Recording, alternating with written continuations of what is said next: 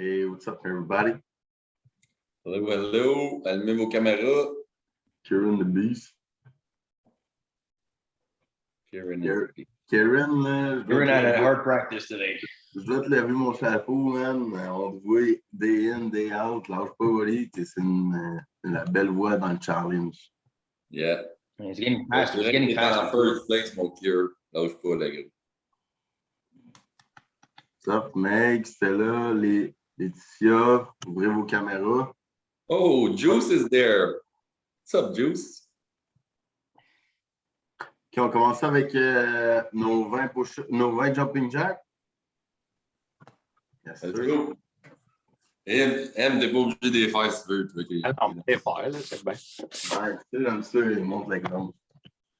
OK, on commence ça dans 3, 2, 1, c'est parti. 1, 2, 3, 4, 5, 6, 7, 8, 9, 10, 11, 12, 13, 14, on se rend à 25, 17, 18, 19, 20, 21, 22, 3, 4, 25. Là.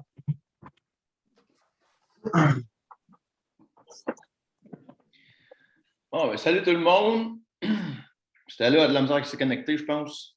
Ouais. On est dans le coin de Logsville, là, je pense que le réseau, il n'est pas Il est encore en train de frapper des balles, c'est bon. Hey, là, c'est bon, parfait. OK, fait qu'aujourd'hui, on va commencer. Je vais vous introduire notre invité aujourd'hui. C'est un gars qui a joué avec moi dans les Olympiques. T'es repêché dans la première ronde avec les Flames de Calgary, dans le même repêchage que moi. Aujourd'hui, on a la chance d'avoir Émile Poirier. Émile, ça va, gros? Salut les boys, salut tout le monde. Yes, bien content que tu sois là. Merci, Émile. Yes, thank you, M. Bien content d'être là. Fait qu'aujourd'hui, on va parler un peu de sa carrière et son cheminement au hockey. Comment est-ce qu'il a vécu certaines situations. Puis comment il a réagi à tout ça.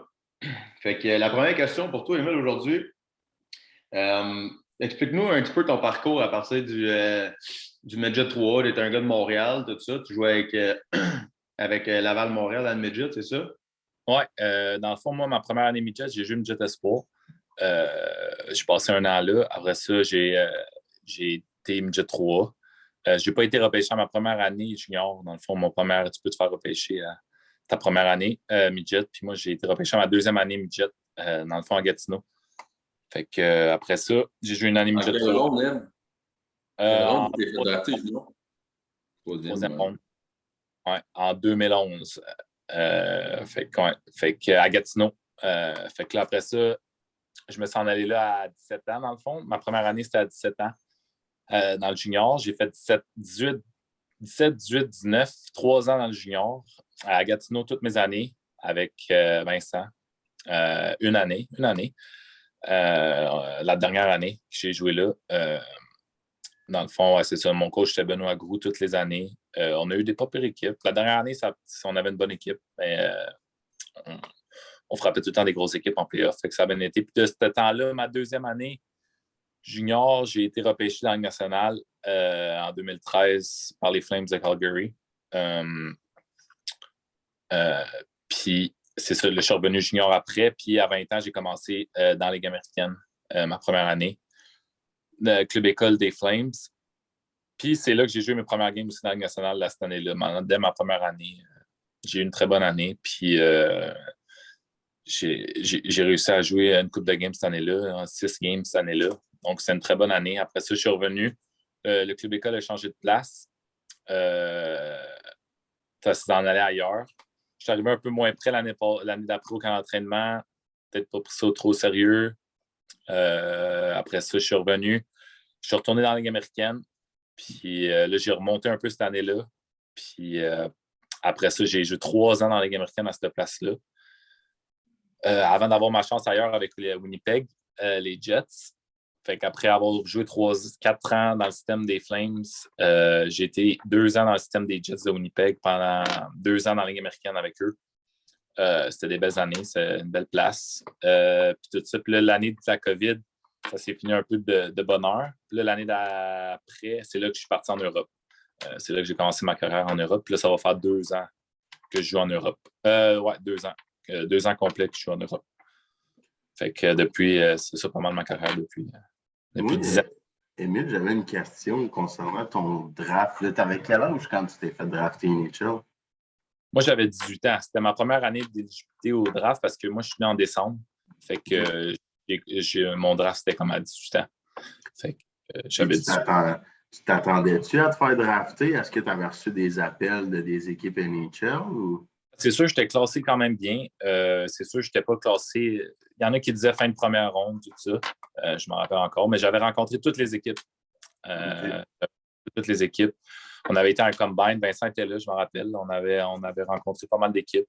Puis non, c'était sharp. Puis après ça, le draft, ça a été une surprise. Je ne m'avais pas fait d'attente. J'arrivais là. Puis on a eu du plaisir avec la famille, tout ça. C'était un moment inoubliable. Là. Se faire repêcher surtout en première ronde. Puis non, c'était tout qu'un moment. Puis je me rappelle encore. Puis, quel genre de mindset? Parce que, tu sais, t'as pas été drafté ta première année junior majeur. Après ça, tu as été drafté à ta deuxième. Tu as joué dans la Ligue junior majeure. Puis c'était quoi ton mindset pour sortir first round? T'étais-tu comme un underdog un peu? Comment tu voyais ça? Quand je me souviens, on jouait contre toi, tu avais des années de feu, tu n'arrêtais pas de scorer, avoir des points. C'était quoi ton mindset pendant ces années juniors-là pour que tu puisses te faire sortir first round? J'essayais de ne pas trop penser aux résultats, mettons au draft, aux résultats. J'essayais de me concentrer plus journée par journée, dans le fond. C'est ça que. Et je me dis que si tu fais les bonnes affaires, mettons, jour par jour, le résultat va être bon. Puis tu vois. Fait que moi, c'était plus ça mon mindset. Je te dirais, comme tu as dit, j'ai jamais été. C'était tout le temps un peu underdog. Il y avait des grosses années des joueurs au Québec. Il y avait des Jonathan Drouin, il y avait des Nathan McKinnon. Tout le monde parlait un peu d'eux autres. Fait que moi, j'étais un peu derrière eux. Puis ça a été bon parce qu'en playoff, on les a affrontés, eux, les Halifax, les Moosehead. Fait que là, moi, je m'étais dit, cette année-là, dans le fond, d'avoir des... Tout le monde venait les voir jouer, eux autres, dans le fond. Nathan McKinnon, il y avait Joe Drouin, puis eux, c'était leur année de repêchage aussi. Ils ont sorti premier puis troisième. Il y avait Cal, Uyghur. Ouais, Uyghur. Ils ont gagné la Coupe Mémorial cette année-là, dans le fond. Fait que j'avais eu toute une série contre eux. Puis c'est là, dans le fond, que je me suis fait un nom, je te dirais, parce que j'étais classé peut-être 40e environ. Puis, tu sais, je suis sorti 22 parce que j'ai eu des grosses séries. Puis je savais que, tu sais, si je faisais les petites choses, que les bonnes choses allaient arriver au point final. Mais c'est sûr que le repêchage, tu sais, je me suis pas fait repêcher ma première année junior. Fait que oui, c'est le fun de se faire repêcher en première ronde, mais ça ne veut pas dire que tu vas avoir une longue carrière. Comme moi, ma carrière, elle aurait pu être plus longue dans la nationale. J'ai eu une bonne carrière junior, puis je ne me suis pas fait repêcher ma première année. Fait que tout est dans comment tu approches ça. La différence est petite, mais c'est tout comment tu approches les étapes, dans le fond, de ta carrière. Je veux juste que les personnes sur le call retiennent un peu ce qu'Émile vient de dire, puis c'est dans le fond, il a contrôlé qu'est-ce que lui pouvait contrôler jour après jour. Ça ne servait à rien de se dire c'est qui va être drafté au draft parce que je suis dans le classement ou c'est qui va se faire drafter à l'arrière de moi. Ça pouvait juste venir jouer dans la tête, puis il était aucunement en contrôle de ça. Puis qu'est-ce qu'il avait l'air à mentionner, c'est qu'est-ce que lui pouvait contrôler aujourd'hui. Il le faisait à 100%, puis il le faisait de la bonne façon. Puis c'est sûr qu'au bout de la ligne, ça l'a payé. Puis ça l'a payé, en fait. Oui, exact. Tu contrôles ce que tu as à contrôler, dans le fond. Là, puis c'est encore comme ça aujourd'hui. Sinon, si tu t'attends à chaque petite chose, des choses que tu ne peux pas contrôler, puis là, tu vis ça un peu, c'est des choses que tu n'arrives pas. Quand tu deviens plus vieux, c'est encore plus des choses comme ça qui arrivent. Là, des contrats qui n'arrivent pas, tu penses, non, mais fait que c'est pas des affaires que tu contrôles. Fait que tu essaies de te focusser vraiment sur les choses que tu peux contrôler. Puis au bout de la ligne, si tu as fait ce qu'il faut à faire et que tu te sens bien avec toi-même, tu n'auras aucun regret au bout de la ligne. Là, fait que c'est ça le plus important. Puis j'avais une autre petite question. Tu as mentionné qu'après t'avoir fait drafter NHL, tu avais joué quelques games, ça avait bien été. Puis l'année d'après, quand tu avais été au camp, ça avait un peu moins bien été. C'est quoi que tu as fait de moins, que tu as appris, mettons, durant ta saison, que tu t'es moins préparé? C'est-tu physiquement? C'est-tu mentalement? C'est quoi que tu as fait de moins que ton année d'avant? Ça, c'est un peu, je te dirais les deux, dans le fond. Tu entends souvent dire jouer une game dans la Ligue nationale, c'est facile, mais rester, c'est encore plus dur. Puis moi, je suis totalement d'accord avec ça. Puis on dirait que jouer une coupe de game, moi, j'avais atteint, puis je pensais que, justement, j'ai été. C'est une erreur que j'ai faite. J'ai pris ça un peu pour acquis, dans le fond. Je me suis dit, moi, j'ai joué, j'ai 20 ans, j'ai joué en national. C'est un peu pour acquis. Je vais jouer pendant 10 ans encore. Là, fait que c'est un peu le mindset que j'avais, mais c'est totalement faux. Là, comme il y a des gars, tu vois, les gars qui jouent encore dans le national depuis 10 ans, tu regardes des gars, chaque été, c'est la même chose qu'ils font. Là. Il n'y a pas de pédale de relâchement parce que tu sais que c'est dans tout le monde, les joueurs qui vont, eux, ils vont le faire, ce training-là, cette journée-là, ils vont le faire, la préparation mentale, ils vont le faire, cette journée-là. Donc, ça, c'est des choses que j'ai appris, dans le fond, avec le temps, qu'aujourd'hui, c'est des erreurs que je ne fais plus, mais c'est sûr que je l'ai appris en le faisant, en le faisant, dans le fond, en faisant cette erreur-là.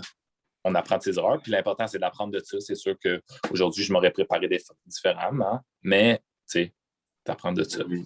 En restant humble. Moi, j'ai une petite question, Émile, juste pour les jeunes, parce que j'ai beaucoup de jeunes qui me parlent. Je suis bon, j'ai fait 2 buts la dernière game, puis je suis pas bon parce que j'ai pas eu 2 passes en fin de semaine.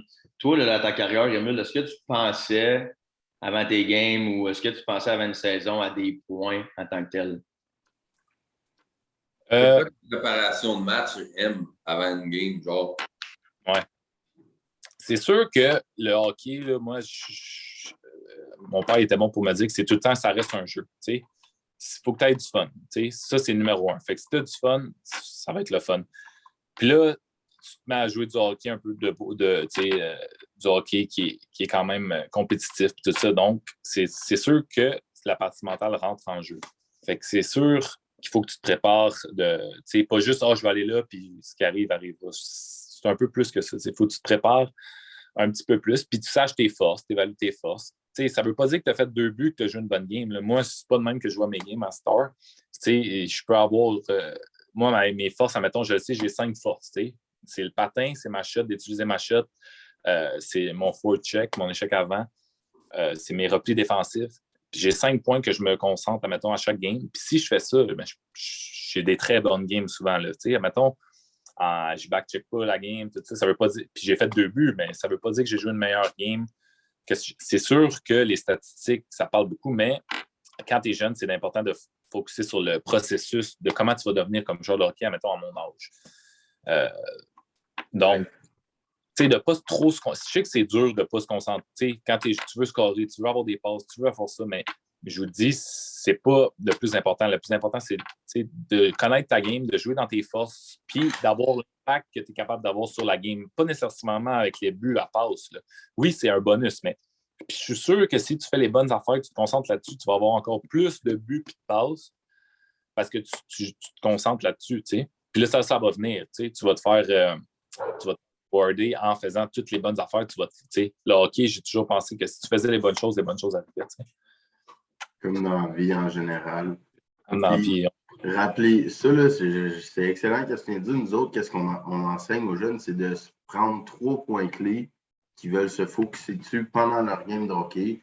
Puis juste même si tu as fait une erreur ou peu importe, tu reviens sur tes points clés, tu restes focus dans ta game, puis ça t'aide à garder le focus. Fait que toi, dans le fond, c'est ça que tu fais, mais tu t'as amené à trouver ça au courant des années. Ouais, c'est ça. Puis, c'est avec le temps que j'ai découvert que tu sais, tu apprends à te connaître comme joueur. Un été, tu as plus entraîné ça parce que c'était ta faiblesse. Puis là, c'est devenu une force. Ma shot, ça n'a pas tout le temps été, mais là, crème, c'est une force que j'utilise. Ça, c'est des choses que tu peux travailler. Puis de connaître aussi ses faiblesses. Puis comme tu dis, ça change à chaque chiffre. Là, même si tu joues une bonne game, à chaque chiffre, tu reviens au banc. Puis souvent, j'en connais, tu n'as rien fait de sa glace ou c'est un mauvais chiffre. Mais tu as un chiffre dans peut-être 2 minutes. Là. Fait que tu peux te refaire direct là. Fait que c'est ça qui est la beauté du hockey, dans le fond. Tu as des games souvent. Fait que, si tu as une mauvaise game, mais ça va passer. Puis ça arrive à tout le monde d'avoir des mauvaises games. C'est juste la façon que. Ouais, c'est ça, la façon que comment tu réagis à ça. Ça, là, les 5 points clés d'Émile, la gang, là, c'est vos ABC. Okay? On vous l'a déjà expliqué dans un ancien coach call. Il faut que vous ayez vos 3, 4, 5 points clés que tu te concentres là-dessus quand tu rentres dans ta game. Tu ne te concentres pas sur le résultat final, le score, tes points, tes passes. Non. Qu'est-ce qui va te rendre à ça? C'est ton ABC, tes 3 ou 4 ou 5 points clés qui sont tes forces qui vont t'amener du succès à ta game. Oui, exact. Oui. Émile, j'aurais une autre question pour toi parce que la semaine passée, on était en tournoi avec notre équipe 3 de printemps. Puis il y a un jeune avant le tournoi, il était dans la chambre, puis là, je voyais qu'il filait moyen, tu sais. Puis là, je suis allé le voir, je lui ai dit qu'est-ce qu'il y a? Il dit je suis stressé au bout, tu sais, je veux bien jouer, nanana.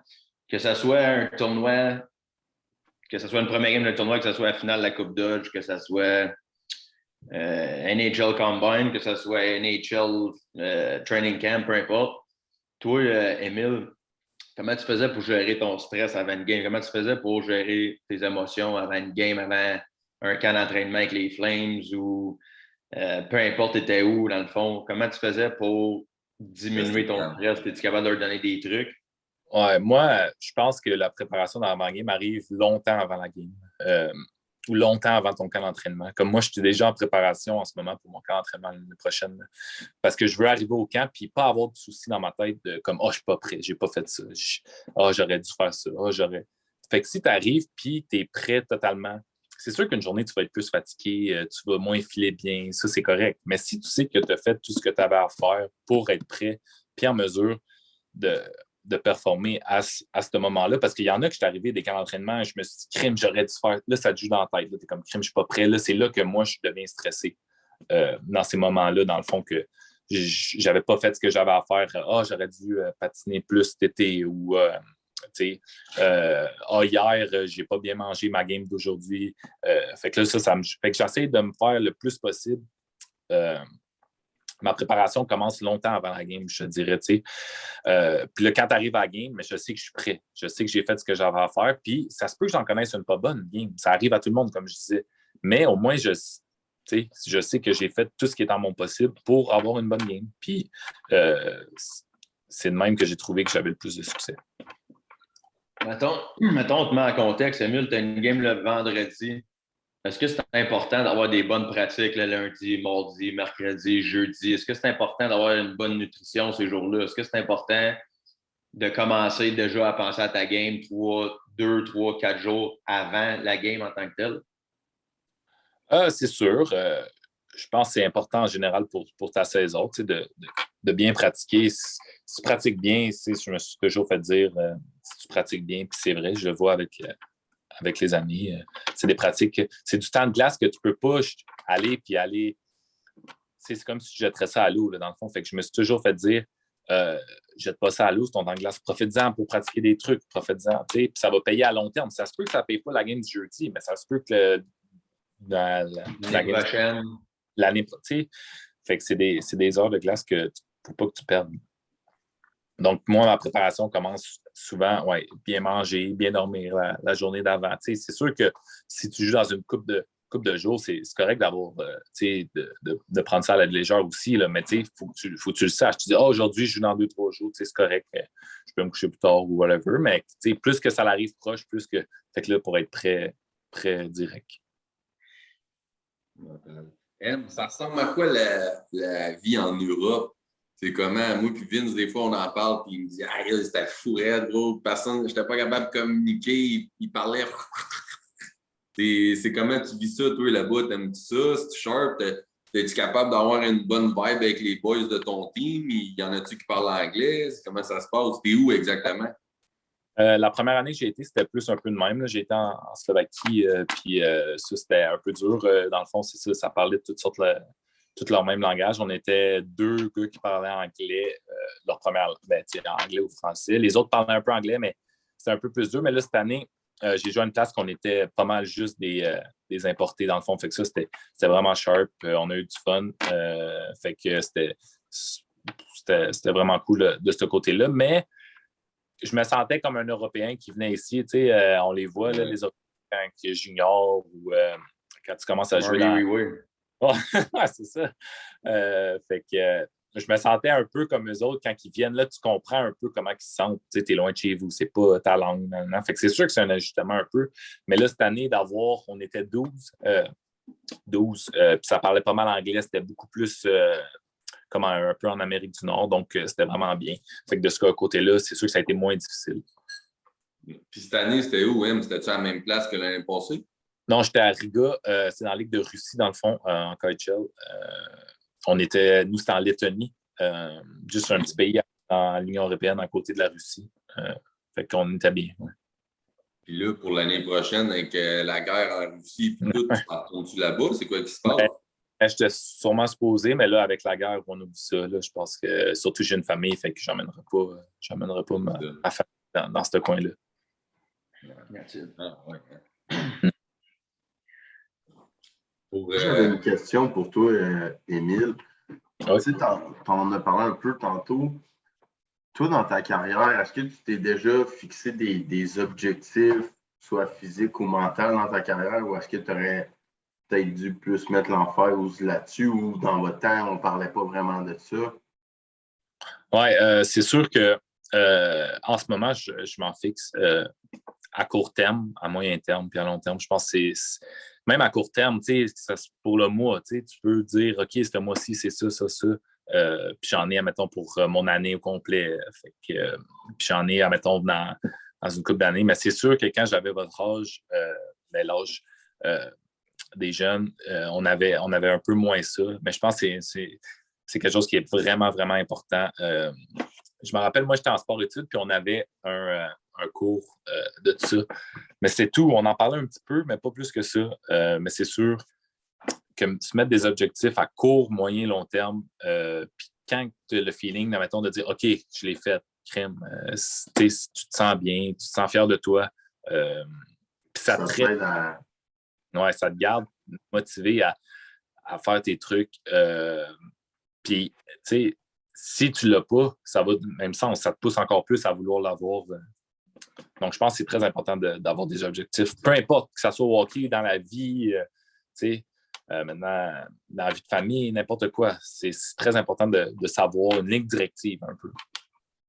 Puis toi, mettons... Puis ça, tout le monde qui sont sur le call, là, les jeunes, là, ce qu'Émile vient de dire, oui, moi, Storm et Zach, on vous le dit, mais nous autres, on ne connaît pas le hockey. Là, vous parlez qu'un gars qui a joué dans la Ligue nationale, puis il dit la même chose. Il faut que vous mettiez des objectifs pour qu'à tous les matins, tu te réveilles, puis que tu travailles en fonction de ton objectif. Je le sais que vous autres, vous levez le matin, puis c'est pas, je m'en vais faire des mathématiques à 8 heures. Mais si tu as un but, puis tu te réveilles le matin, puis tu dis, OK, moi, aujourd'hui, je vais atteindre 3 km de course, puis tu réalises ton objectif, les résultats vont arriver automatiquement. Puis comme il a dit tout à l'heure, Émile, ça n'arrivera peut-être pas demain soir, hein. Ça arrivera peut-être pas la semaine prochaine, mais 2 mois, 1 an, 3 ans, 5 ans, ça va arriver. Puis c'est tout le temps à croire dans le processus. Tout le temps à croire en vous autres. C'est ça, c'est un processus. Là, vous autres, vous êtes encore en processus, donc c'est de l'information que vous apprenez. Fait que, je sais, quand j'étais jeune, je me disais, crime, mais je me dis aujourd'hui, j'aurais dû les écouter. Prenez la chance d'avoir des gars un peu comme Vince, comme Storm, comme Zach, qui ont passé par là, puis que vous avez la chance d'apprendre de ça, parce que moi, j'en avais pas, puis si j'en aurais eu, je m'aurais plus préparé, dans le fond, comme je vous ai dit, là, quand j'avais fait l'erreur. C'était ça un peu ma prochaine question. C'était comment tu trouves nos services, comment tu trouves qu'est-ce qu'on apporte aux jeunes, puis comment toi, exemple, si tu aurais eu ça plus jeune, comment que ça t'aurait aidé différemment? Ah non, c'est des services, vous avez des gars qui ont joué, c'est ça qui est le fun, je trouve. Vous savez de quoi vous parlez, vous avez joué dans la structure, vous avez joué midget, vous avez joué junior, vous avez joué pro. Fait que tu peux pas avoir mieux pour quelqu'un qui te l'explique. Mais c'est sûr, quand j'étais jeune, je me disais, OK, là, comme il me dit ça, mais aujourd'hui, je me le dis, crime, j'aurais dû l'écouter, j'aurais dû. Mais j'en avais pas des services comme ça, tant que c'était des gars un peu qui voulaient ton bien, mais qui ne savaient pas. Je ne dis pas qu'ils ne veulent pas ton bien, mais ils ne savent pas de quoi vraiment qu'ils parlent. Mais je trouve que vous autres, vous savez de quoi vous parlez, vous l'avez fait. Vous ne pouvez pas compter des menteries, vous savez c'est quoi. Fait que je trouve que c'est des services, c'est très bien. Puis non, je vous suis un peu pas mal. Fait que je vois ce que vous faites, puis je trouve ça bien. Garder les jeunes motivés, votre défi, tout ça, je trouve ça bien. Thank you, mon Emile. On a quasiment fini, là. Il reste une couple de minutes. C'est quoi ton meilleur conseil que tu pourrais lancer ou donner à tous nos jeunes qui sont là aujourd'hui et qui vont écouter ton podcast, ton coach call en reprise? C'est quoi le message que tu aurais pour eux autres que tu pourrais leur lancer? Mais, selon moi, c'est d'avoir du plaisir dans ce que tu fais. Plus que tu aimes ça, plus que tu apprends à avoir du plaisir, tu vas aimer. Moi, j'adore ça encore aujourd'hui. Je joue au hockey, c'est ma passion. Puis, j'aime ça, ce que je fais. Puis, quand tu aimes ça, tu mets les efforts qu'il faut. N'importe quoi, tu vas le faire. Fait que si tu as du fun à le faire, ça vient comme si rien. Fait que moi, allier du fun, puis après ça, si c'est dans vos objectifs, c'est ça que vous voulez atteindre, mais ça va être tout dépend de vos objectifs à vous, sur le personnel, selon vous. Qu'est-ce que vous voulez vous fixer comme objectif?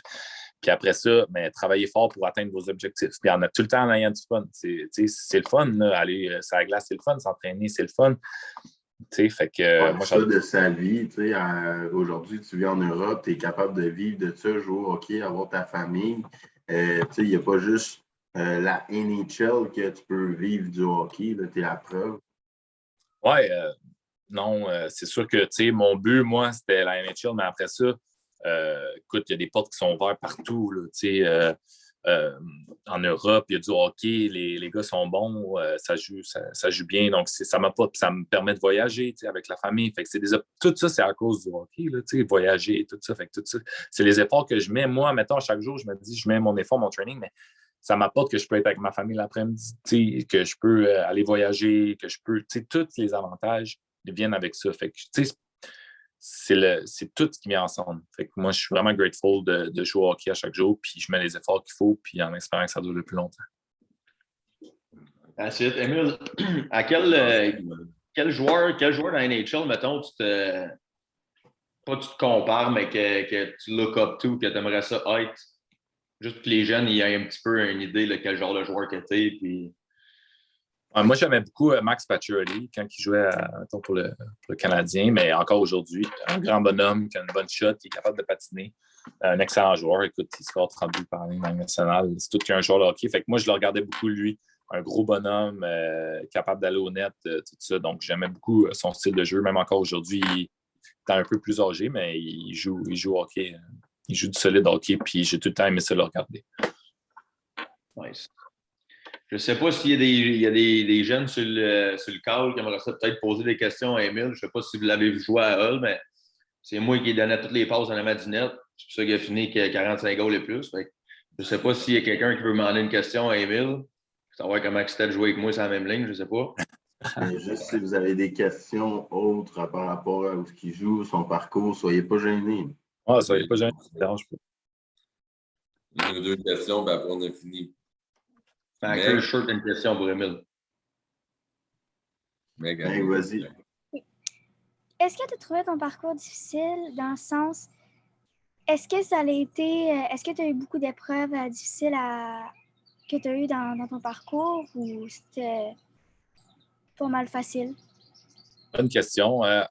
C'est sûr que tout le monde va avoir des épreuves, mais comme quand on revient au point de départ qu'on parlait tantôt, tu apprends à contrôler ce que tu veux contrôler.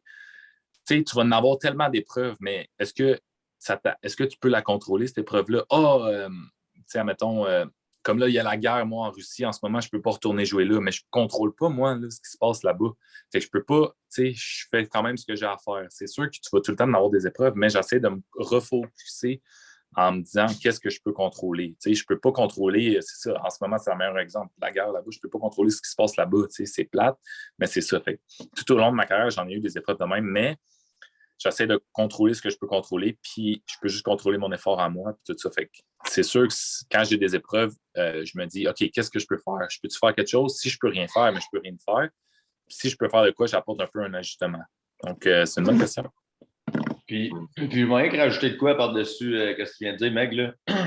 Si on a eu des épreuves en tant que joueur, tu n'as toutes les années. Moi, je me suis fait couper 6 fois du camp d'entraînement des Sénateurs. Émile, c'est sûrement la même affaire à Calgary. Ouais. Fait que, tu sais, puis Émile, il joue encore au hockey. Moi, je me suis blessé, il a fallu que j'arrête. Mais à toutes les années, mec, on a des épreuves. À toutes les années, on se fait couper. À toutes les années, tu as des déceptions. Mais le but de tout ça, c'est pas. Oui, c'est dur, mais c'est comment tu vas te relever de ça. C'est comment tu vas réagir. Est-ce que tu vas juste accrocher tes patins ou tu vas continuer à pousser, tu vas continuer à travailler? Le lendemain que tu es coupé, es-tu dans le gym à 8 h le matin et travailler pour devenir meilleur, améliorer ce que le coach t'a dit, pourquoi il t'a coupé? Tu sais, c'est plus ça le côté mental de la game. C'était une bonne question avec lui.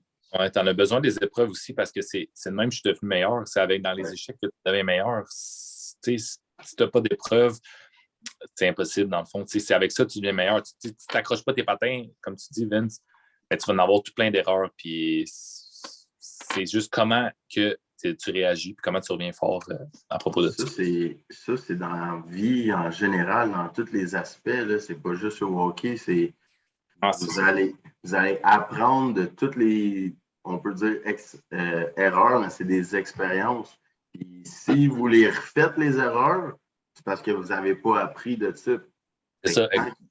Quand il y a une erreur qui se produit ou il y a quelque chose, une épreuve difficile, il faut la revirer de bord, changer notre perception, notre point de vue, puis se dire qu'est-ce que je peux apprendre de ça pour continuer à avancer. Puis vous allez en avoir au hockey, vous allez en avoir dans vos relations, dans votre famille. Puis c'est ça qui vous fait évoluer comme personne puis comme joueur de hockey. Mais ça part du mindset, ça revient, comme Émile dit, tout le monde, il faut qu'on réponde de la même manière puis qu'on dise OK, qu'est-ce que je peux contrôler, qu'est-ce que je peux apprendre, puis là, tu passes par-dessus. Mais vous allez toutes vivre vos propres épreuves individuelles, vont toutes être différentes, puis ils sont toutes là pour une raison. Est-ce quelqu'un qui a une autre question pour Émile?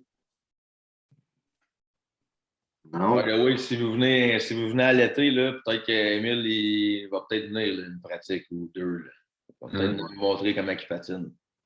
Viens quand tu veux, mon gros. On a plein de camps d'entraînement qui commencent en juillet. Là, si tu veux venir passer une journée ou une heure de glace. C'est bon. Il n'y a pas le choix. On a un tournoi de golf et tout, le 14 août, si tu veux venir pour le barbecue. On reparlera de ça, c'est bon. Nice. Un gros merci, c'est vraiment apprécié, man. T'es bien oui, smart. pas de ça. Et continue Est-ce que vous avez aimé ça? Si oui, faites un thumbs up à M. Yes, sir. Yes, merci, Émile. Thank you, mon Émile, gros. Bien gentil. Yes, sir. Puis continuez On se fait un peace, tout le monde. Merci. Ciao for now. On se voit la semaine prochaine. Un gros merci, Émile. Ciao, Pierre. Thank you, boy. Bye.